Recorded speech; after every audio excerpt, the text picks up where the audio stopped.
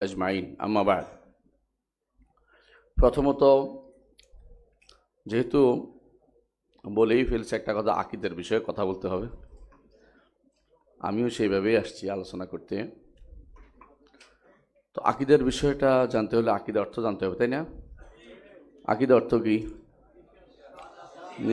নিঃসন্দেহে আকিদের অর্থ বিশ্বাস। আকিদের অর্থ দৃঢ় বিশ্বাস। আকিদের অর্থ তাহলে দৃঢ় বিশ্বাস, শুধু বিশ্বাস না, তাই না? আল হুকমু আদ-দেহনি আল জাযিম, দৃঢ়ভাবে অন্তরে যা ধারণ করা সেটা আকিদা। সেটা ইসলামী আকিদা হতে পারে, অন ইসলামিক আকিদা হতে পারে। প্রত্যেকটি মানুষ সেই অন্তরে কিছু না কিছু ধারণ করে থাকে। এমনকি যে মনে করে যে আকিদা বলতে কোনো কিছু নাই, এটাও একটা ধারণ করা জিনিস, তাই না? সুতরাং আকিদা প্রত্যেক বিবেকবান মানুষেরই আছে এবং আকিদা ছাড়া কোনো ব্যক্তি নাই। এখন যারা বলবে আকিদা ফেক, তারা বিভ্রান্ত, পথভ্রষ্ট, কোনো সন্দেহ নেই। বুঝে আসছে কথাটা? এখন প্রশ্ন হচ্ছে, আকিদা বিশ্বাস তো বিশুদ্ধ হতেই হবে। আকিদা বিশ্বাস বিশুদ্ধ হতেই হবে, কারণ এই আকিদা বিশ্বাস বিশুদ্ধ করার জন্যই নবীরা প্রথমে এসেছেন। আল্লাহ কিতাব নাজিল করেছে, যুদ্ধ অনুমোদন করেছে, জান্নাতি জাহান্নামী হয়েছে, ইমানদার কাফের হয়েছে। আকিদা বিশ্বাস যদি গুরুত্বপূর্ণ না হতো তাহলে এই অবস্থা তৈরি হতো না। আকিদা বিশ্বাসের কারণেই মানুষ সারাটা জীবন নিজেকে সাজিয়ে নেয়। এরকম মসজিদের কাছে অনেকে ঘর করে এবং অনেকে আশা করে যে মসজিদ দান করে তারা আকিদা বিশ্বাস যে আখিরাতে পাবে। এবং হাদিসে ইমাম তিরমিজিটা বলেছেন যে একজন, সহিহ হাদিসে আসছে, একজনকেও দান করলে আল্লাহ তার নিজ হাতে সেটা গ্রহণ করে, সেটাকে বাড়িয়ে তোলেন, নিজ হাতে সেটা গ্রহণ করেন। এবং ব্যাখ্যায় তিনি বলেছেন যে অবশ্যই আল্লাহর হাত রয়েছে, এটাই বিশ্বাস করতে হবে। ইমাম তিরমিজি বলতেছেন যে এই হাত সৃষ্টির কোনো হাতের মতো নয়, এটাকে আনতে হবে। এটাই হচ্ছে সুফিয়ান ইবনে উয়াইনা, এটাই হচ্ছে অমুকের, একজন একজন করে মুহাদ্দিসদের নাম তিনি বলেছেন। তাহলে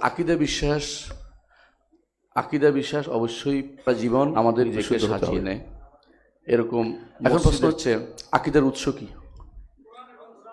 আমাদের নিকট আকিদার উৎস হচ্ছে কোরআন এবং সুন্নাহ। যদি কোরআন এবং সুন্নাহর আকিদার উৎস হয়ে থাকে, এটা এক নাম হচ্ছে ওয়াহি, এককভাবে এটা ওয়াহি বলা হয়।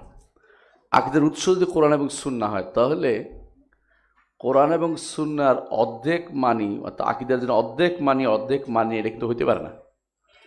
যেহেতু কোরআন দিয়ে আকিদা সাব্যস্ত হবে, হাদিস দিয়ে আকিদা সাব্যস্ত হবে না, সে ব্যক্তি ইমানদার হইতে পারে না, ইমানদারই না। যেমনি আপনারা জানেন যে কেউ যদি একটা হাদিস অস্বীকার করে, সে ইমানদার থাকে না, জেনে বুঝে অস্বীকার, মানি না। আর ভুল করলে, না করলে এটা ইমানদার থাকে, কিন্তু অস্বীকার করলে কাফের হয়ে যায়। কথা পার্থক্য বুঝেন কিনা? একজন মানুষ, তার কাছে সুন্নাটা মনে হচ্ছে সুন্না, এই জন্য আমল করতেছে না, এটা সমস্যা নেই, কিন্তু সুন্নাটা এটা কেন রসুল বললো এটা মানবো না, এটা বললে কিন্তু কাফের হয়ে যাবে, ইমানদার থাকবে না। আল্লাহ তাআলা কোরআনে কারীম বলেছেন, ফালা রাব্বিকা লা ইউমিনুনা হাত্তা ইউহাক্কিমুকা ফীমা শাজারা বাইনাহুম সুম্মা লা ইয়াজিদু ফি আনফুসিহিম হারাজাম মিম্মা কাদাইতা ওয়া ইউসাল্লিমু তাসলিমা। তারা ইমানদার হতে পারবে না যতক্ষণ পর্যন্ত আপনার হাত্তা ইউহাক্কিমুকা ফীমা শাজারা বাইনাহুম, তাদের মধ্যে যে সমস্ত বিষয়ে বিবাদ হবে সেগুলোতে আপনাকে তারা ফয়সালাকারী না মানবে। তিনি হচ্ছেন মুহাম্মদুর রাসূলুল্লাহ সাল্লাল্লাহু আলাইহি ওয়াসাল্লাম। তিনি কি দিয়ে বিচার করবেন, কি দিয়ে সমাধান দিবেন? তিনি কি শুধু কোরআন আয়াত দিয়ে দিবেন, না নিজের বক্তব্য দিবেন? নিজের বক্তব্য তো দিবেন। সুতরাং তার বক্তব্য যদি কেউ না মানে, তাহলে সে কিন্তু ইমানদার হইতে পারে নাই। এটা কোরআনের ভাষ্য দিয়ে সাব্যস্ত হয়ে গেল। আমি কথা বুঝাতে পারছি, দলিল দিচ্ছি এই জন্য। এখন আসেন, যেহেতু আমরা আজকে শরীয় অংশটুকু নিয়ে আলোচনা করব না, এগুলো বহুত আলোচনা হয়েছে যে সুন্নাহ ছাড়া একজন মানুষ চলতে পারে না, এটা বহুত আলোচনা হয়েছে। কিন্তু সুন্নাহ ছাড়া একজন মানুষ আকীদার হইতে পারে কিনা, শুদ্ধ কতটুকু হয়, এটা আমরা এখন আলোচনা করতে যাব। আকীদার বিষয়গুলি কি কি? আকীদার বিষয়গুলো সবগুলো হচ্ছে গায়বী বিষয়। সেটা কি? আকীদার বিষয়গুলো হচ্ছে যেটা হাদিস জিবরিলে আসছে, আমানতু বিল্লাহি ওয়া আনতুমিনা বিল্লাহি ওয়া মালাইকাতিহি ওয়া কুতুবিহি ওয়া রাসূলিহি ওয়াল ইয়াউমিল আখির ওয়াল কদরি খাইরিহি ওয়া শাররিহি। এইটুকু তো আকীদার বিষয়। ওয়াল কদরি খাইরিহি, এই 6টা জিনিস হচ্ছে আকীদার বিষয়। এর সাথে সম্পৃক্ত যা আছে সবই আকীদার বিষয়। এমনকি ইসলামের রোকন যে 5টা, ইসলামের রোকন যে 5টা, এটা কি দিয়া পাইছেন কন্ত? হাদিস দিয়ে। বুনিয়াল ইসলাম আলা খামসিন। এখন যদি বলেন আপনি, এটা তো এই যে এই ইসলামের রোকন যে 5টা, এটা কি শরিয়া না আকিদা? এটা আকিদা, কারণ এটা সংবাদ দিচ্ছে রসুল, বুঝলেন তো? সংবাদগুলি সব আকিদা। যেহেতু সংবাদ দিচ্ছে, হ্যাঁ সলাত হচ্ছে শরিয়া, কিন্তু সলাতে যে সংবাদ দিচ্ছেন এটা তো আকিদা। 5টি রোকনের সংবাদ দিচ্ছেন আল্লাহ তাআলা, আল্লাহ রাসূল সাল্লাল্লাহু আলাইহি ওয়াসাল্লাম। এখন যদি কেউ বলে আমি হাদিস মানি না, তাহলে কিন্তু আকিদা তার সলাত হইল না, সলাত যাকাত সওম হজ কিছুই মানা হচ্ছে না। তাহলে একজন মানুষ বোঝা দরকার কোন জায়গায় ভুলটা করছে। মৌলিকভাবে উমুরুল আকিদা, আকিদার মৌলিক বিষয় হচ্ছে আল্লাহ তাআলার নাম, কর্ম, গুণ, আল্লাহ তাআলার সত্তা, আল্লাহর নাম, আল্লাহর কর্ম, আল্লাহর গুণ এবং আল্লাহর অধিকার, এগুলি নিয়ে যে কথাগুলি হয় এগুলি হচ্ছে আকিদা। কথা বুঝাতে পারছি? এখন এগুলি যদি কোনো ধরেন একজন মানুষ বলে যে এগুলিতে সে কোরআন মানবে, হাদিস মানবে না, তাহলে কিন্তু সে কিছুই করতে পারবে না। আপনি বুঝতে পারছেন কি না? এগুলি আপনি ব্যাখ্যা করবেন ইনশাআল্লাহ, সামনে আসতেছে। এখন আমরা একটা বিষয় আলোচনা করতে চাই, সেটা হচ্ছে কোরআনের সাথে সুন্নাহর সম্পর্কটা কি। কোরআনের সাথে সুন্নাহর সম্পর্ক 3 প্রকারের। এক প্রকার হচ্ছে কোরআন যা বলেছে সুন্নাহ তা বলেছে। যেমন কোরআন বলেছে আকিমুস সালাতা, বলছে না? রাসূলুল্লাহ সাল্লাল্লাহু আলাইহি ওয়াসাল্লাম বলেছেন যে সল্লু খামসাকুম, তোমরা 5 ওয়াক্ত সালাত আদায় করো। তো রাসূলুল্লাহ সাল্লাল্লাহু আলাইহি ওয়াসাল্লামও একই কথাই বলেছেন, কিন্তু পার্থক্য একটু বেশিও বলেছেন। 5 ওয়াক্তের কথা বলেছেন, একসাথে 5 ওয়াক্তের কথা বলেছেন। তাহলে বোঝা গেল যে আকিদা সুন্নাহ হচ্ছে কখনো কখনো কোরআন যা বলে তা বলেছে, আবার কখনো কখনো সুন্নাহ দিয়ে কোরআন যা বলা হয়েছে কোরআনের সংক্ষিপ্ত বিষয়টাকে সুন্নাহ কি করেছে? বিস্তারিত বর্ণনা করেছে। যেমন কোরআন বলেছে সালাত আর সুন্নাহ বলেছে 5 ওয়াক্ত সালাত। আমি ইয়ার দিকে যাচ্ছি না, ওই শরিয়ার দিকে যাচ্ছি না, আমি শুধু আকিদার কথাটাই বলতেছি। 5 ওয়াক্ত সালাত আদায় করতে হবে, এটা কি শরিয়া না আকিদা? এটা আকিদার বিষয়। সালাত কেমনে আদায় করবেন, কি করবেন, সেটা হচ্ছে শরিয়া। কথা বুঝেন? 5 ওয়াক্ত এটা কিন্তু আপনার আকিদার অংশ, কারণ আপনি ইসলাম যে বিষয়গুলো বিশ্বাসের অংশ, এটা কিন্তু কিসের? আকিদার অংশ। তাহলে সুন্নাহ আপনাকে একটু বাড়িয়ে দিচ্ছে, কোথাও ব্যাখ্যা করে দিচ্ছে। তাহলে সুন্নাহর আরেকটা পর্যায় হচ্ছে কোরআনও আসে নাই, হাদিসেও আসে নাই। কোরআনে আসে নাই কিন্তু সুন্নাহ বাড়তি জানিয়ে দিচ্ছে। যেমন হাউদের মাসালা, হাশরের মাঠে রাসূলুল্লাহ সাল্লাল্লাহু আলাইহি ওয়াসাল্লাম একটা হাউদ হবে, তাই না? প্রত্যেক নবীরই কিন্তু হাউদ হবে। হাউজ বলেন আপনারা, হাউদ আর কি, দোয়া। তো হাউদ যেটাই বলেন, হাশরের মাঠে একটা হাউদ হবে। রাসূল বলেছেন, হাউদের বিস্তারিত বর্ণনা তিনি দিয়েছেন। এখন যদি এই যে পুরো হাউদ হওয়া, হাউদের বর্ণনা জিনিসটা পুরোটাই কিন্তু আকিদের রিলেটেড, তাই না? এখন তো আপনি হাদিস যদি না মানেন, আপনি কিন্তু আকিদাটা সাব্যস্ত করতে পারবেন না, কোনোদিন এটা পারবেন না। কবরের আযাবের মাসালা ধরেন, কবরের মাসালা পুরো বিস্তারিত বর্ণনা। হ্যাঁ, প্রথমে কোরআন আসছে যে কোরআনে কারীম বলছে আন্নার ইউরাদুনা আলাইহা গুদুওয়ান ওয়া আশিয়ান ওয়া ইয়াওমা তাকুমুস সাআতু আদখিলু আলা ফিরআউনা আশাদ্দাল আযাব। আন্নার ইউরাদুনা আলাইহা, সকাল বিকাল ইয়াদের উপর, ফেরাউন গোষ্ঠীর উপরে, তাদের উপরে যাদেরকে জাহান্নামে আগুনে নেওয়া হয়, তাদেরকে দগ্ধ করানো হয়, তাদেরকে শাস্তি দেওয়া হচ্ছে। আর যেদিন কিয়ামত হবে সেদিন তাদেরকে আরো কঠিন শাস্তি দেওয়া হবে। তাহলে আর যেদিন মানে কি, এখন সেটা দেওয়া হচ্ছে কবর আযাব। এখান থেকে আলেমরা নিয়েছেন কবর আযাবের কথা কোরআনে কারিমে আসে, কিন্তু বিস্তারিত কবর আযাব কার হবে, কি হবে, এইটা আপনি কোথায় পাবেন? হাদিসের মাধ্যমে। আবার ধরেন কবরের ফিতনার মাসালা, কবরে 3টা প্রশ্ন করা হবে, মান রাব্বুকা ওয়া মা দীনুকা ওয়া মান নাবিয়ুকা। এটা কি কোনো কোরআনে কারিমে আছে? না। এটা কোথায় আছে? হাদিসে আছে। তাহলে হাদিস যদি আপনি না মানেন, তাহলে আপনি কোরআনে কারিমে, তাহলে আপনি আকীদা কিন্তু ধারণ করতে পারতেছেন না, আপনার আকীদা ধারণ করার কোনো সুযোগ আসতেছে না। তাহলে 3 অবস্থা হইতে পারে কোরআনের সাথে হাদিস। একটা হলো সমানে সমান, কোরআন যা বলেছে হাদিস তা বলেছে। একটা হলো কোরআন যা বলেছে হাদিস তার ব্যাখ্যা করেছে। আরেকটা হলো কোরআন যা বলেছে, কোরআন যা বলে না, কিন্তু হাদিস অতিরিক্ত ইস্তিকলাল আলাদাভাবে কিছু বিধান আমাদের জন্য বলে দিয়েছে যে এইটা হবে, এইটা হবে। যেমন ধরেন কান্তরা যে আটকে যাবে, পুলসিরাত পার হওয়ার পরে একটা জায়গাতে আটকে যাবে, মোমেনরা আটকে যাবে, সেখানে তাদেরকে পরস্পর যতক্ষণ পর্যন্ত পরস্পরের মধ্যে যে হিংসা বিদ্বেষ না আছে এটা কমপ্লিট শেষ না করে যাবে তখন জান্নাতে দেওয়া হবে না। এটার বর্ণনা কোথায় আছে? হাদিসে আছে, এটা কিন্তু কোরআনে নাই। এখন কেউ যদি বলে এটা মানি না, সে কিন্তু আর কি মানলো না? হাদিস মানলো না, অর্থাৎ আকীদা শুদ্ধ করতে পারলো না, তার আকীদা শুদ্ধ ঠিক হলো না। তাহলে হাদিসটা এত বেশি জরুরি আপনার জন্য যে কার খুঁটিনাটি বিষয় জানার জন্য আপনি কোরআন মানবেন, কোনো সন্দেহ 100% মানার কথাই বলতেছি। কোরআন মানতে গেলেই আপনার হাদিসটা দরকার হয়ে যাবে, কোরআন মানার কথা হাদিসটা দরকার হবে। ইমাম আউজাঈ রহমতুল্লাহ আলাইহি এই জন্য বলেছেন, তিনি একটা বাণী বলেছেন, এটা মনে রাখার মতো। তিনি বলেছেন, আল কিতাবু আহওয়াজু ইলা সুন্নাতি মিনাস সুন্নাতি ইলাল কিতাব। কথা বুঝেন নাই? ওটার অর্থ হচ্ছে এটা যে কোরআনে কারীম বরং সুন্নার প্রতি বেশি মুহতাজ, সুন্নাহ কোরআনের প্রতি মুহতাজ না। কথা বুঝাতে পারছি কেন? কোরআনে কারীমের ব্যাখ্যাটা যদি রাসূল না দিতেন আপনি কিন্তু বিপদে পড়ে যেতেন। এক একজন এক এক রকমের সালাত আদায় করতো, এক একজন এক এক রকমের কী করতো, বিশ্বাস করতো জান্নাতের, এক একজন এক এক রকমের কথা বিশ্বাস করতো জাহান্নামের। আযাবে জাহান্নামকে অজুবা থেকে মিষ্টি অনুবাদ করে দিয়ে ফেলতো। কিন্তু রাসূলুল্লাহ সাল্লাল্লাহু আলাইহি ওয়াসাল্লাম হাদিস দিয়ে সেটার বিস্তারিত ব্যাখ্যা করার কারণে মানুষের অন্তরটা বুঝে আসছে। হাদিস দিয়ে কোরআনের ব্যাখ্যার প্রয়োজন হচ্ছে, কোরআনের ব্যাখ্যার জন্য হাদিসের প্রয়োজন। কিন্তু হাদিস তো নিজেই ব্যাখ্যা, সেহেতু এখানে কোরআনের আর অতিরিক্ত প্রয়োজন হচ্ছে। নিজের ব্যাখ্যা দিতে গেলে কোরআন লাগতেছে না, কিন্তু কোরআনের জন্য হাদিসে ব্যাখ্যা লাগছেই। এই জন্য আল্লাহ তাআলা তার নবীকে এই জন্য পাঠিয়েছেন যে তার আল্লাহর বাণীর যেন ব্যাখ্যা করে দেন, আল্লাহর বাণীর যেন ব্যাখ্যা তিনি করে দেন। সুতরাং কেউ যদি বলে, আবার বলছি খেয়াল করেন, কেউ যদি বলে যে তিনি আকীদার ক্ষেত্রে কোরআন নিবেন হাদিস নিবেন না, তাহলে 3টি পথভ্রষ্টতা তিনি রচনা করছেন। 3টি পথভ্রষ্টতা। 1 নম্বর হচ্ছে তিনি এর মাধ্যমে আল্লাহর কোরআনের বিকৃতি ঘটাবেন। বিকৃতি কিভাবে ঘটাবেন আমি একটু উদাহরণ দেই। যেমন এখন বর্তমানে মুরাদ বিন আমজাদ নামে একজন বের হয়েছে, নাম ধরেই বললাম কেন, জানা সাবধান করার জন্য।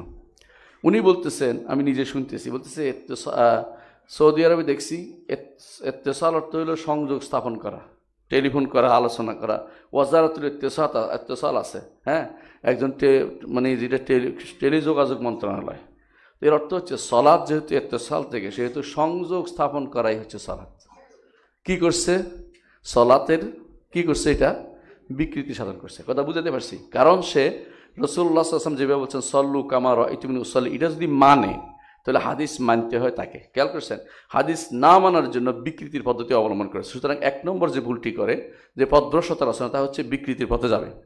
2 নম্বর তাফসীর হু বিআহওয়াইন নাস, কোরআনের ব্যাখ্যা করবে মানুষের প্রবৃত্তি দিয়ে। যত ব্যাখ্যা সে যদি জিজ্ঞাসা করেন যে আপনি যে এটা করলেন কিসের ভিত্তিতে করলেন, বলবো যে আমরা কমিটি মিলে সিদ্ধান্ত নিয়েছি। ওই কমিটি কারা? মানুষের প্রবৃত্তি ছাড়া কিছুই না। এই জন্য আমাদের এক ওস্তাদ বলছিলেন, বলছে আমি এদেরকে দেখেছি, এদের মধ্যে সবচেয়ে প্রবৃত্তি পূজারী আল্লাহ দুনিয়া তার নাই। এরা রসুলের কথা শুনলে নিবে না, নিজেদের মধ্যে সিদ্ধান্ত নিয়ে একটা নিতে রাজি আছে, রসুলের কথা হলে নিতে রাজি নেই। এরা হলে প্রবৃত্তি পূজারী। 2 নম্বর পথভ্রষ্টতা হলে প্রবৃত্তি পূজারী হবে। 3 নম্বর হচ্ছে ধীরে ধীরে তার দিন থেকে বেরিয়ে যাবে। অপেক্ষা করুন, হয়তো এক প্রজন্ম শয়তানি করে চলতে পারবে, দ্বিতীয় প্রজন্ম আর দিনের উপর নাই। তারা দেখবেন যে দিনের উপর থাকতেছে না, কারণ তারা হাদিস না মানলে দিনের উপর থাকার কোনো সুযোগে নেই। কারণ তারা কোরআনের চারপর মানবে না, কারণ হাদিস না মানে তাহলে কোরআন মানতে সে পারবে না কোনোভাবেই। এই জন্য হাদিস যখন মানবে না, তখন ধীরে ধীরে দিন থেকে দূরে সরে যাবে। এই 3টি পথভ্রষ্টতা রচনা তারা করবে। এই জন্য একটা ঘটনা বলি। ইমরান ইবনে হুসাইন রাদিয়াল্লাহু আনহু, তিনি একদিন বসা ছিলেন, এমন সময় এক লোক তার সাথীদের নিয়ে বসা ছিলেন। এমন সময় এক লোক এসে বললেন যে আপনি লা তুহাদ্দিসনা ইল্লা বিল কোরআন, আপনি আমাদের কোরআন ছাড়া কোনো অন্য হাদিস বলবেন না, কোরআন দিয়ে শুধুমাত্র আলোচনা করবেন। তিনি বলছেন আমার কাছে আসো, উদনু, আমার কাছে তাকে নিয়ে আসো, ফাদানা, তার কাছে নিয়ে আসতে। বললেন যে আচ্ছা, তোমাকে এবং তোমার সাথীদের এখন যারা আছে এদেরকে যদি বলা হয় যে কোরআন দিলাম তোমাদের এখানে খুঁজে বের করো, আসরের সালাত 4 রাকাত, জোহরের সালাত 4 রাকাত, মাগরিবের সালাত 3 রাকাত, এবং 2টাতে পড়তে হবে, 2টাতে পড়তে হবে না, এটা কোত্থেকে বের করে দাও তুমি কোরআন থেকে। তারপর তিনি বললেন যে আচ্ছা, তারপর আরও বলতেছি, যদি তোমাকে দায়িত্ব দেওয়া হয় তোমার সাথীদেরকে যে কোরআনের মধ্যে কোথায় ভেবে 7 বার তোয়াফ করতে হবে, সাফা মারোয়া কয়বার দৌড়াতে হবে, এটা তুমি বের করে দাও। যদি এটা বের করতে না পারো তাহলে তুমি তো পথভ্রষ্ট, তুমি তো আসলে পথভ্রষ্ট বোঝাবে, তুমি তো আহমক ছাড়া কিছুই নাও। তারপর তিনি বললেন যে এই কওম, হে জাতি, আমার জাতি, খুজু আন্না, আমাদের থেকে তোমরা হাদিস হিসেবে নাও। যদি তোমরা আমাদের থেকে হাদিস গ্রহণ না করো, ওয়াল্লাহি লা তাদুল্লানা, তোমরা অবশ্যই পথভ্রষ্ট হয়ে যাবে। এর অর্থ হচ্ছে যে এটা ইমাম আজুরি রহমতুল্লাহ আলাইহি অনেকে বর্ণনা করেছেন, আমি শুধু কয়েকটা সনদ উল্লেখ করতে চাচ্ছি না। হাদিসটা সনদ শুদ্ধই ইমরান ইবনে হুসাইন রাদিয়াল্লাহু আনহু থেকে। এর হচ্ছে সাহাবায়ে কেরামের মধ্যে যখন, এইটা কিন্তু মক্কা মদিনার অভ্যাস ছিল না, এটা যখন তারা বাইরে গেছে ইরাকে, তখন তাদের কাছে এরকম প্রশ্ন নিয়ে আসতো কেউ কেউ যে কোরআন যথেষ্ট তাহলে। কিন্তু এটা সাহাবায়ে কেরাম কি শুধু কোরআন পড়াতেন? না, বরং তারা হাদিসই পড়াতেন। এক একজন হাদিসের জন্য, একটা হাদিসের জন্য কতদিন, 1 মাসের সফর করছেন। সফর করে যে কোরআনের আয়াত শোনাইছেন? না, হাদিসটা কি বলে, আমি এই হাদিসটা শুনেছি, তুমি কি শিওর? বলে আমি এটা শুনেছি। আবার রেকাবিতে পা রেখে আবার মদিনায় চলে এসেছেন। একটা হাদিসের জন্য তা সফর করেছেন। রসুল যে দোয়া করেছেন, নাদ্দারাল্লাহু ইমরান সামিআ মাকালাতি, ওই ব্যক্তির চেহারাকে আল্লাহ শুভ্রোজ্জ্বল করে দেন, যে আমার একটা কথা শুনেছে, তারপর মুখস্থ করেছে, তারপর অন্যের কাছে পৌঁছে দিয়েছে। এটা কি জন্য পৌঁছে দিয়েছে বলেন? এটা যদি কোনো আমল জন্য দরকার না হতো, কি জন্য তারা এই কাজটা করেছেন? তাহলে বোঝা যাচ্ছে যে এরা যে সমস্ত কথাগুলি বলে, এগুলি হচ্ছে শুধুমাত্র মুখের কথা। তাদের অন্তরে না কোরআনের প্রতি মহব্বত আছে, না হাদিসের প্রতি মহব্বত আছে, না কোরআন মানতেও বুঝে, না হাদিস মানতেও বুঝে। প্রবৃত্তির অনুসারী, বিকৃতি নীতির অনুসরণ তারা করে যাচ্ছে। আমি কয়েকটি কারণে হাদিস আপনাকে মানতে হবে, আকীদার ক্ষেত্রে হাদিস মানতে হবে। 1 নম্বর কারণ হচ্ছে কোরআন, হাদিস হচ্ছে ওয়াহি। হাদিস কি? ওয়াহি। আল্লাহ তাআলা বলছেন কি, ওমা ইয়ানতিকু আনিল হাওয়া ইন হুয়া ইল্লা ওয়াহয়ুন ইউহা। অর্থ করার দরকার নেই, আপনারা বুঝেন এটা, আলহামদুলিল্লাহ। আল্লাহ তাআলা আরও বলেছেন, ওমা আতাকুমুর রাসূলু ফাখুযুহু ওমা নাহাকুম আনহু ফান্তাহু। রসুল যা দিয়েছেন সেটাই নাও। রসুল যেহেতু আল্লাহ বলছেন রসুলকে মানতে, সুতরাং রসুলকে মানতে হবে আপনাকে। আল্লাহ তাআলা আরও বলেছেন, ইন্না নাহনু নাযালনা যিকরা ওয়া ইন্না লাহু লাহাফিজুন। এই জিকির কোরআন এবং সুন্নাহ উভয়টাকে শামিল করে। প্রমাণ হচ্ছে ওয়া আনজালনা ইলাইকা যিকরা লিতুবাইয়িনা লিন-নাসি মা নুজিলা ইলাইহিম। যা নাজিল করা হয়েছে এটা বর্ণনার নাম দিছে আল্লাহ তাআলা নিজেই বলছে যে আপনাকে জিকির নাজিল করা হয়েছে। এই জিকিরটা কি? এই জিকিরটা হচ্ছে হাদিস। কারণ রসুল হাদিস দিয়ে আল্লাহর বাণীকে বর্ণনা করেছেন, আল্লাহ যেটা ওখানে উল্লেখ করেছেন। সুতরাং জিকির কোরআন এবং হাদিস দুইটাই আমরা পাচ্ছি।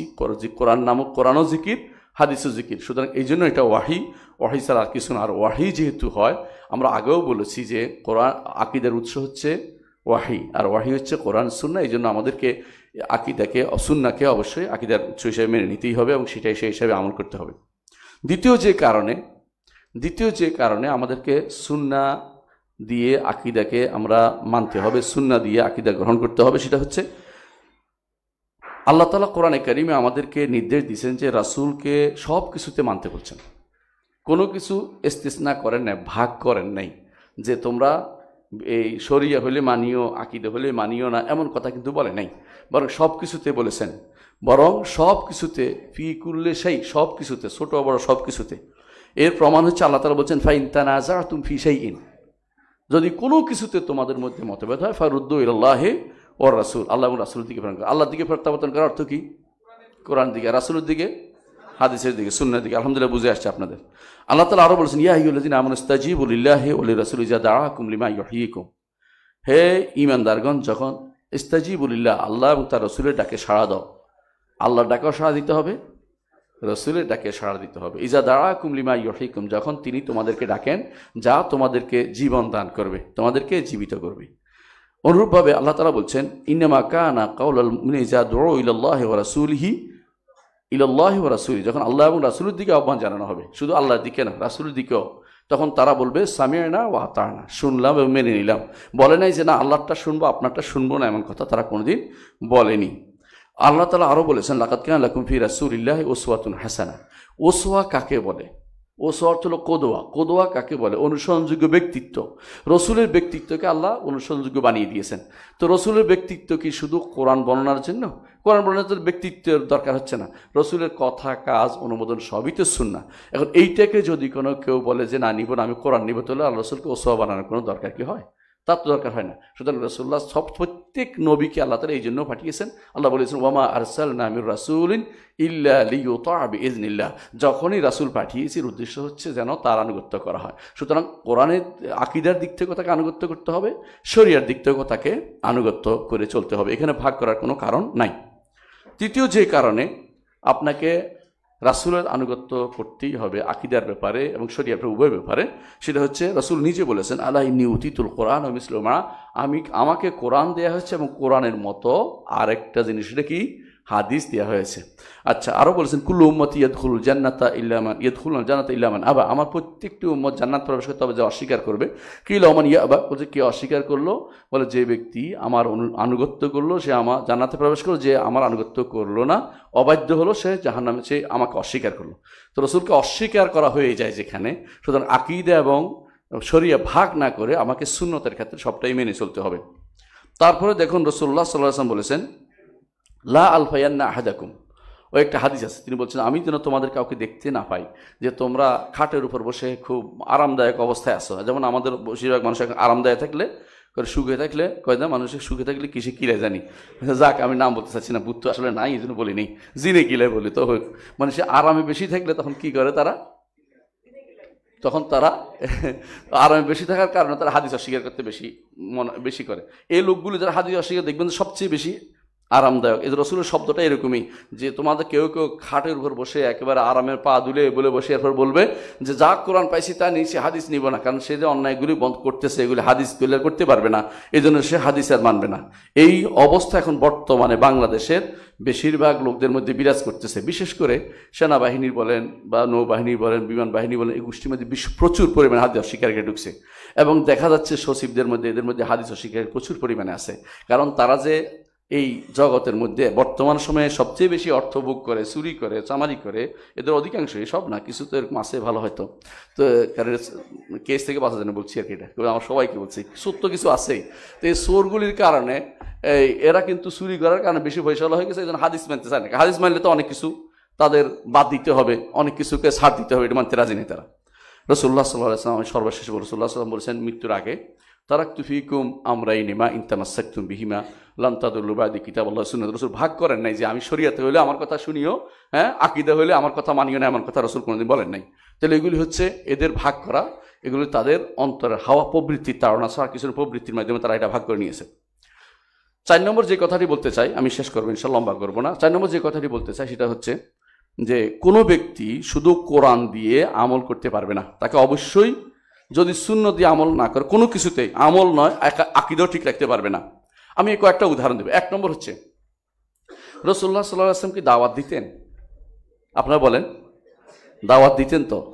বাজারে যেয়ে কিছু বলতেন না, বলতেন দাওয়াত দিচ্ছি, অথবা কোরআন তেলাওয়াত করে চলে আসতেন না, মুখে কিছু বলতেন, যেটা বলতেন ওইটাই তো হাদিস, ওইটাই তো সুন্নাহ, ওটা তো আকীদারই বিষয়। কি বলতেন তিনি?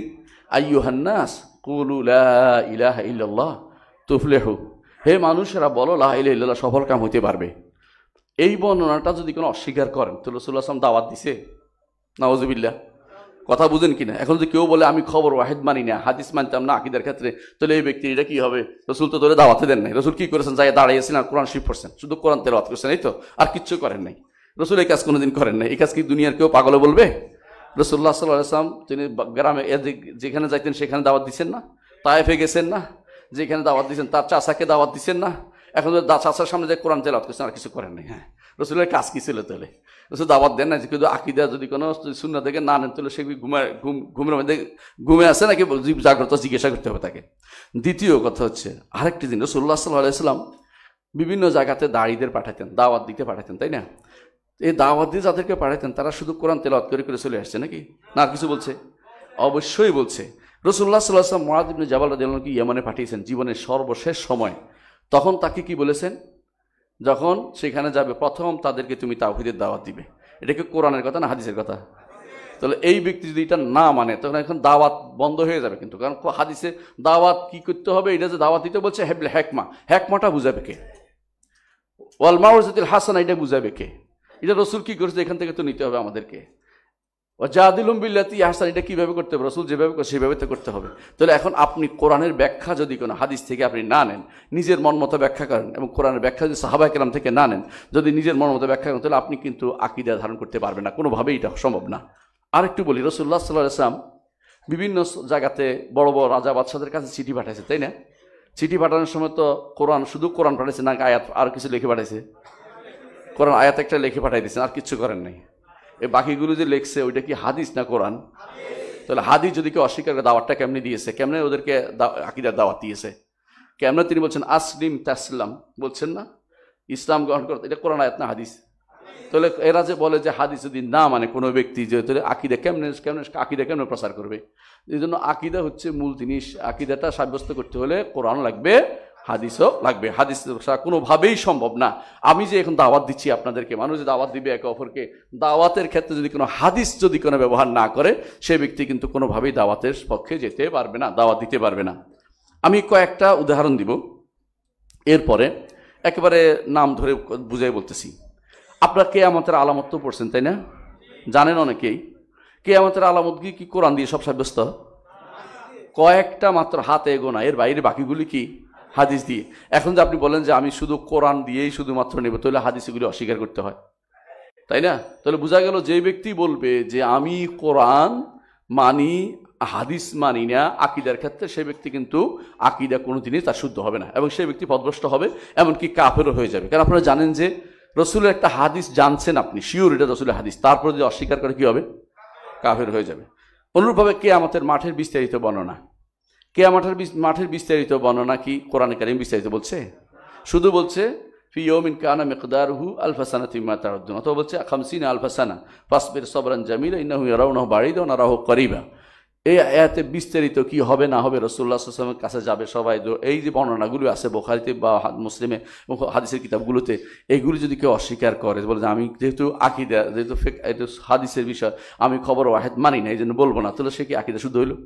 কোনোভাবে সেই ব্যক্তির মতো পথভ্রষ্ট আর কেউ হতে পারে না। কারণ আকীদা জানতে হলে আপনাকে এগুলি জানতে হবে। আরেকটু উদাহরণ দিই, কবরের মাসালা, কবরের আযাব বা গজব, কবরের যে সমস্ত জিনিসগুলো হবে, এগুলি আল্লাহ রাসূল সাল্লাল্লাহু আলাইহি ওয়াসাল্লাম হাদিসে এসেছে, এগুলি কিন্তু কোরআনে কারীমে বিস্তারিত আসে নাই। এখন যদি বলেন যে হাদিস মানে, তাহলে কবর আযাবও আপনাকে অস্বীকার করবেন, সুয়ালও অস্বীকার করবেন, কবরের নেয়ামতেরও অস্বীকার করবেন। এমন হইতে পারে জান্নাতে মানুষের রূহ যে জান্নাতে চলে যায়, সেখানে যে জান্নাতে ঘোরাফেরা করে, হাদিসে আসে, সহিহ হাদিস দিয়ে। এখন আপনি অস্বীকার করেন, সেটাকে অস্বীকার আপনি করতে থাকবেন। আবার ধরেন হাউজের মাসালা, আমরা আগেই বলেছি, হাউজের যে বিস্তারিত বর্ণনা, যে রাসূলুল্লাহ সাল্লাল্লাহু আলাইহি ওয়াসাল্লাম বলেছেন যারা বেদাত করবে তারা হাউজ থেকে দূরে সরিয়ে দেওয়া হবে তাদেরকে, এই বর্ণনা কি কোরআনে আসছে? হাদিসে আসছে। এখন যদি আপনি এটা না মানেন, তো আপনি কিভাবে হাদিসের উপর আমল করবেন? জান্নাতের বিস্তারিত বর্ণনা আপনি কোথায় পাবেন? হাদিসে। কারণ কোরআনে কারীমে আল্লাহ তাআলা জান্নাতিন তাজরি মিন তাহতিহাল আনহার, কিন্তু কিসের নাহার, নাহারগুলি কেমনে প্রবাহিত হবে, ইউফাজ্জিরুনা তাফজিরা আছে, এই বিস্তারিত বর্ণনা কোথায় পাবেন? হাদিসের মধ্যে পাবেন। আবার ধরেন না জাহান্নামের আগুনের বর্ণনা আপনি কোথায়? হাদিসেই পাবেন। সুতরাং কোনো ব্যক্তি যদি কোনোভাবেই যদি বলে যে সে হাদিস ছাড়া শুধু কোরআন দিয়ে দুনিয়াতে আকীদা বিশ্বাস ঠিক করবে, তাহলে মিথ্যাবাদী সে, অথবা বাগাড়ম্বর করছে, অথবা সে প্রবৃত্তি পূজারী, অথবা সে দিনকে বিকৃতি করে ধ্বংস করার চিন্তা আছে। মূল কারণ কি জানেন? মূল কারণ হচ্ছে যে রাসূলুল্লাহ যখন দেখলো কাফের মুশরিকরা যে কোনোভাবেই সরাসরি হাদিস কোরআন অস্বীকার করো বললে মানবে না, তখন তারা কি করলো? প্রথমেই চেষ্টা করলো হাদিসের উপর একটা আঘাত লাগিয়ে দেয়। হাদিসে আঘাত যদি দিতে পারি, ধীরে ধীরে এটা কোরআনের উপর আঘাত চলে আসবে। কারণ কোরআন বলছে হাদিস মানতে, এবং হাদিসে কোরআনের সাথে একটার সাথে ওতভাবে জড়িত। একটার অর্ধেক যদি কোরআনে বলেছে, বাকি অর্ধেক হাদিসে বলেছে, বুঝেন তো? কোনো একটা অংশ দেখবেন যে আল আন খাফফাল্লাহু আনকুম, আল আন খাফল, আগের অংশটা কই? আগের অংশটা হাদিসে আছে। কোরআন অনেক জায়গাতে এরকম আছে, অর্ধেক আল্লাহ কোরআন বলছেন, অর্ধেক রাসূলুল্লাহ সাল্লাল্লাহু আলাইহি ওয়াসাল্লাম হাদিসে বলে দিয়েছে। এরপর আল্লাহ তাআলা বাকিটা ইস্তেদলাল করেছেন। তো আপনি যদি কোরআন হাদিস নাম দুইটা একসাথে না করেন, তো আপনি বিপদে পড়ে যাবেন। এই জন্য একসাথে ইমাম শাফিঈ রাহমাতুল্লাহ আলাইহি এই জন্য নাসির সুন্নাহ বলা হয়, কারণ তিনি দুইটাকে একসাথে বলেছেন, আল কোরআন ও সুন্নাহ। উনিরা বলছে আল কোরআন ও সুন্নাহ, এটা হ্যাঁ তারতিব দেওয়ার জন্য বলছে, কিন্তু মৌলিকভাবে কোরআন ও সুন্নাহ সমানে সমানে চলবে, সমান তালে চলবে। দাওয়া ইয়ার ক্ষেত্রে কোরআন এবং সহিহ সুন্নাহ সমান তালে চলবে। কিসের ক্ষেত্রে? আকীদা এবং শরীয়তের ক্ষেত্রে। এখানে কোনো তারতম্য করার কোনো সুযোগ নাই, এটা আমাদেরকে মনে রাখতে হবে। এখন আমরা কয়েকটা জিনিস আলোচনা করতে চাই, যে যেখানে যেখানে বিরোধ কেন হয়েছে বা কোথায় বিরোধ হয়েছে। যারা বিরোধিতা করে তারা প্রথমে বিরোধিতা করলো যে আমরা একদল বললো যে আমরা কোরআন মানি, হাদিস মানি না। তখন দেখছি যে কোনো আমল করা যায় না। এদের মধ্যে এক শ্রেণী আছে ইচ্ছা করে শয়তানি করার জন্য বলছে, মানে দিনকে নষ্ট করার জন্য হচ্ছে। এরা তো এই কাজে খুশি, অসুবিধা কি, নষ্ট হলে আমার কি? এরা একদল আছে। আরেক দল বলে যে কোরআন মানি, তবে এর সাথে হাদিসের মুতাওয়াতিরও মানি। আসলে মুতাওয়াতিরের ভাগটা কেন আসছে জানেন? মুতাওয়াতিরের ভাগটা পরবর্তীতে আসছে বোঝানোর জন্য। সাহাবায়ে কেরাম মুতাওয়াতির এবং আহাদ নিয়ে চিন্তা করতো না। চিন্তা করলে রাসূলুল্লাহ সাল্লাল্লাহু আলাইহি ওয়াসাল্লাম একজনকে পাঠাতেন না রোম সম্রাটের কাছে, এক গোষ্ঠী পাঠাতেন, যে 25-30 জন যাও, 100 জন যাও, নইলে তো উনি ঈমান আনবে না। কারণ একজনের কথা উনি মানবে কি করে, তাই না? এই জন্য মোতাওয়াতের ভেজাল নিয়ে ওরা সাহাবায়ে কেরামের মধ্যে কোনোদিন ছিল না। সাহাবায়ে কেরামের মধ্যে একজন যায় বলছে যে রাসূল কিবলা পরিবর্তন হয়ে গেছে, সবাই কিবলা ঘুরে গেছে। বলে নাই যে তোমার কথা শুনলাম না, 25 জন এসে বললে তারপর শুনবো, এটা বলে নাই। কারণ তাদের কাছে এটা কোনো বিষয় ছিল না। একজন সাহাবী বিশ্বস্ততা হচ্ছে বড় কথা, বিশ্বস্ততা হচ্ছে বড় কথা, এই নিয়ে তারা ছিলেন। তো বিশ্বস্ততা যখন এসে যাবে সেটা আমল করতে হবে। বিশ্বস্ততা কখন আসে? যখন বিশুদ্ধ হয়, সনদ যদি বিশুদ্ধ হয়ে যায় আর মতন যদি প্রমাণিত হয়ে যায়, তখন সেটাকে অবশ্যই বিশুদ্ধ হাদিস হিসেবে নিতে হবে। এই জন্য উম্মতের মধ্যে এজমা প্রায় হয়ে গেছে, প্রায় এজমা যে বুখারী মুসলিম হাদিসগুলো সবগুলি গ্রহণযোগ্য। অনুরূপভাবে সহি হাদিস যারা মুহাদ্দিসিনা সহি বলেছেন, এই সহি তরিকাটা মুহাদ্দিসিনের পরীক্ষিত। স্বর্ণকার যেভাবে স্বর্ণ চিনতে পারে, মুহাদ্দিসিনরা হাদিস ধরলে বুঝতে পারে এটা হাদিস কি হাদিস না, হাদিস শুনলেই বুঝতে পারে হাদিস কি হাদিস না, সনদ বললে বুঝতে পারে কতটুকু জাল করা হয়েছে। আপনার সেই ইমাম বুখারী রহমতুল্লাহ আলাইহি কিচ্ছা জানেন, যাকে হাদিস উল্টাপাল্টা করে সনদ উল্টাপাল্টা করে দেওয়া হয়েছে, তিনি সবগুলি আবার সোজা করে দিয়েছেন, ঠিক হয় নাই, অমুকে থেকে অমুক বর্ণনা করতে পারে না, কারণগুলি উল্লেখ করেছেন। কারণ তাদের চোখের সামনে ভাসতেছে কোন বর্ণনা থেকে বর্ণনা করে আসতে পারে, কোথায় জংশন হতে পারে, কোথায় স্টেশন হতে পারে, এটা তারা জানেন। জংশন স্টেশন মুখস্থ আছে তাদের। এবং আপনারা জানেন যে হাদিসের ক্ষেত্রে কিছু জিনিস এখনও কিছু হাদিস আছে, আমি অনেক সময় আলোচনা করে দেখেছি যেগুলো দেখবেন যে এর বাইরে আপনি হাদিস খুঁজতে যান, আপনি ভুল করবেন। হাদিসের কিছু জংশন আছে, জংশন দিয়ে হাদিস যেতে হবে, সনদ দিয়ে হাদিস যেতে হবে, স্টেশন জংশন পার হয়ে আপনাকে ঠিক সাহাবায়ে কেরামের কাছে যেতে হয়। যদি বলেন যে আপনি হঠাৎ করে এখানে বলে বসেন যে কল রাসূলুল্লাহ সাল্লাল্লাহু আলাইহি ওয়াসাল্লাম, তাহলে আর গ্রহণযোগ্য হবে না, কারণ জংশন যায় না, আপনার মাঝখানে কোনো স্টেশন নাই। তো ওরা বুঝতে পারে এটা, আপনি এটা বুঝতে পারেন না। কিন্তু এই গোষ্ঠীর চেয়ে আরেকটা গোষ্ঠী বের হলো, কি বললো? যে হাদিস মানি যেটা কোরআনের সাথে মিশে, কোরআনের সাথে মিললে নিব, কোরআনের সাথে না মিললে নিব না। কোরআনের সাথে কোনটা মিলে না? সবই সহিহ হাদিস কখনো কোরআন বিরোধী হয় না, সহিহ হাদিস কখনো কোরআন বিরোধী হয় না। যারা বলবে যে সহিহ হাদিস কোরআন বিরোধী হয় তারা মিথ্যাবাদী। এটা আমার কথা ইমাম শাফিঈ বলে গেছেন। তিনি বলেছেন আমি কোনোদিন দেখি নাই, আমার কাছে তিনি চ্যালেঞ্জ দিয়ে গেছেন বহু আগেই, যে কোরআন কোনো সহিহ হাদিস কখনো কোরআন বিরোধী হইতে পারে না। কারণ দুইটাই একই জায়গা থেকে আসছে, দুইটাই ওয়াহি, সুতরাং দুইটার মধ্যে কোনো বিরোধিতা থাকতে পারে না। যদি কেউ বিরোধ দেখে তো দুইটা কারণ থাকতে পারে, একটা হচ্ছে তার বুঝের সমস্যা থাকতে পারে, আরেকটা হচ্ছে একটা আগে ছিল একটা পরে হয়েছে, এরকম কিছু থাকতে পারে, নাসেখ মনসুখ থাকতে পারে। এই জন্য এরা অগ্রিম যায় বলে নাসেখ মনসুখ নাই, কারণ যাতে করে এটা বলতে না পারে কেউ, মানে কন্ট্রাডিক্টরি দেখানো তাদের একটা কাজ হয়ে যায়। ইমাম ইবনে কাইয়িম রাহমাতুল্লাহ এর জন্য বলেছেন দুইটা জিনিস বেদাতি চিনার দুইটা পদ্ধতি আছে। এক নম্বর হচ্ছে তারা সবসময় কন্ট্রাডিক্টরি দেখতে পাবে, বুঝলেন কি না? অর্থাৎ মুতাশাবিহ কাছে মুহকাম নিয়ে যাবে, মুহকাম যেগুলো স্পষ্ট যেগুলো এগুলি দিয়া এগুলিকে টেনে মুতাশাবিহের কাছে নিয়ে যাবে। ধরেন আল্লাহ তাআলার হাত আছে, এগুলি হাতকে টেনে নিয়ে কইবে যে না হাত নাই, কি কুদরত আছে, কোথাও কুদরত অনুবাদ আছে সেটাকে খুঁজে বের করে ওইটাকে এটার উপর নিয়ে যাবে। আল্লাহ তাআলার চোখ আছে, কোথাও দেখবেন যে চোখ না, কি আল্লাহ তাআলা দেখেন এটা বলবে, বুঝাই দিবে। দেখেন কি দিয়ে বলবে না, মানে আল্লাহ চোখ কথাটা তারা বলবে না। আবার ধরেন আল্লাহ তাআলার পা আছে, এটা তারা স্বীকার করবে না, হাদিসে আছে বলে। যেই ব্যক্তি হাদিসে থাকবে এগুলিকে অস্বীকার করে, ইমান থাকবে? ইমান থাকবে না। তাহলে বোঝা যাচ্ছে যে এইগুলি তারা করে কেন? আল্লাহর উপর ইমানটা তাদের এই জন্য শুদ্ধ হয় না। কারণ যদি আল্লাহর নাম এবং নামগুলি মানে হাদিস কোরআনে আসে, আবার হাদিসের নামগুলি মানবে না, আবার কোরআনে যে সমস্ত এই আল্লাহর সিফাতগুলি আসছে এগুলি অপব্যাখ্যা করবে, আর যেগুলি হাদিসে আছে এগুলি পুরোপুরি অস্বীকার করে যাবে। খেয়াল করেন জিনিসটা। আবার ধরেন আল্লাহর যে সমস্ত কর্ম আছে এগুলি একটা গোষ্ঠী আছে, কর্মগুলি মানুষের সৃষ্টি বলে দেবে, যেমন মুতাজিলারা বলেছে।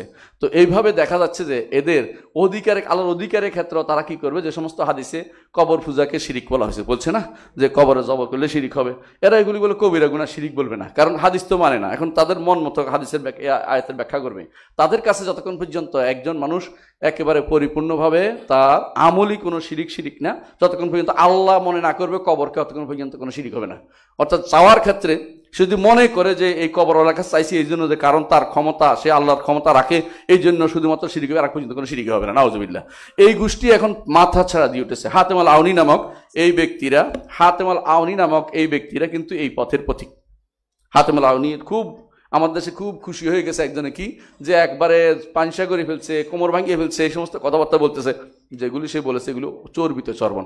এর আগেও ইবনে চাহবাল এগুলি বলেছে, অনুরূপভাবে এগুলি সুবুকি বলেছে, এগুলি রদ করেছে আমাদের আউলামারা, এগুলিকে রদ করে বহুত আগে ভেনিশ করে রাখছে। আসল সমস্যা হচ্ছে আমরা তো ওলামাদের রদ পড়ার দরকার মনে করি নাই। ঠিক আবার যখন যত ফেতনা আসবে, ফেতনার রদ তখন সেইগুলিকে আবার উত্থাপন করতে হয় যে এগুলি এইটার রদ বহু আগে দেয়া হয়েছে।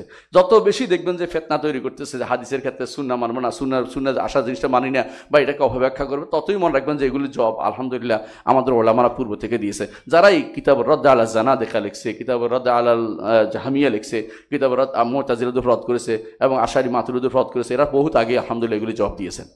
আরেকটা জিনিস দেখেন, সুন্নাহই মূলত আকীদা।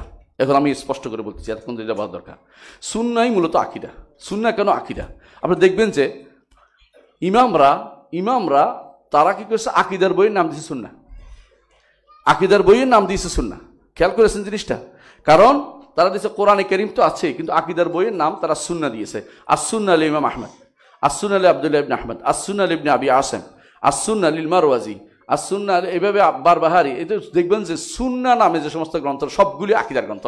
আপনার কাছে মনে হবে সুন্নাহ অর্থ ফরজ সুন্নাহ, নফল সুন্নাহর কথা বলেছে, তা কিন্তু না, সবগুলো আকীদার গ্রন্থ। কারণ সুন্নাহ দিয়ে প্রমাণিত হবে আকীদা শুদ্ধ আছে কিনা। একজন মানুষ কোরআনের অপব্যাখ্যা করতে পারে। এই জন্য ইমাম আলী ইবনে আবি তালিব রাদিয়াল্লাহু আনহু, খলিফাতুল মুসলিমিন আলী ইবনে আবি তালিব রাদিয়াল্লাহু আনহু যখন ইবনে আব্বাসকে পাঠিয়েছিলেন কাদের কাছে, খারিজিদের কাছে, কি জন্য মুনাকাশা করতে, তখন তিনি বলেছেন তুমি যদি ওখানে যাও তুমি তাদের সাথে কোরআন দিয়ে কোনো ঝগড়া করবে না। কারণ আল কোরআন হাম্মাল, কোরআন বহু অর্থ বহন করে, তারা একদিকে না একদিকে এটাকে কী করবে, ডাইভার্ট করে দিবে। বরং তাদের সাথে তুমি রসুলের সুন্নাহ এবং সিরা নিয়ে তাদের সাথে তুমি আলোচনা করবে, যাতে করে তাদেরকে আটকাই দিতে পারো। তিনি তাই করেছেন এবং এই জন্য অনেক খারেজি তার আলোচনা শুনে ফিরে চলে আসছিল সেদিন। এই জন্য সুন্নাহ হচ্ছে টু দ্য পয়েন্ট কথা বলে। সুন্নাহ যেখানে সমস্যা সেখানে তার সমস্যা উত্তরণের ব্যবস্থা করে দেয়। এই জন্য আদা সুন্নাহ, আহলুল বিদআ আদা সুন্নাহ। বেদাতি এই জন্য হয়েছে কারণ তারা আকীদা বিরোধী। এই বেদাতি এই জন্য হয় না যে তারা নফল সুন্নাহ যে বলে নফল নামাজের বিরোধী করছে, এটা কিন্তু বেদাতি হয় না। বেদাতি হয়েছে এই জন্য তারা সুন্নাহ বিরোধী। সুন্নাহ বেদাত, এখানে সুন্নাহ বেদাত মূলত আকীদা এবং সুন্নাহর সাথে সম্পৃক্ত একসাথে। এই জন্য কিতাবুস সুন্নাহ বা কুতুবুস সুনান, যে সুনান যেগুলি আছে এগুলিকে আমাদের, যেমন সুনান আমরা দায়নি, এদের সুনান নামে যে অংশটা, এবং ইমামরা যে সমস্ত গ্রন্থ রচনা করেছেন, বুখারী, মুসলিম, আবু দাউদ, তিরমিজি, নাসাঈ, ইবনে মাজাহ, ওনারা দেখবেন যে সুন্নাহ নিয়ে একটা অধ্যায় লিখছেন। ইমাম তিরমিজি, ইমাম ইবনে মাজাহ পর্যন্ত শুরু করেছেন এটা দিয়ে, এবং অন্যান্য ইমামরা আবু দাউদ, এরা কিছু সুন্নাহ দিয়ে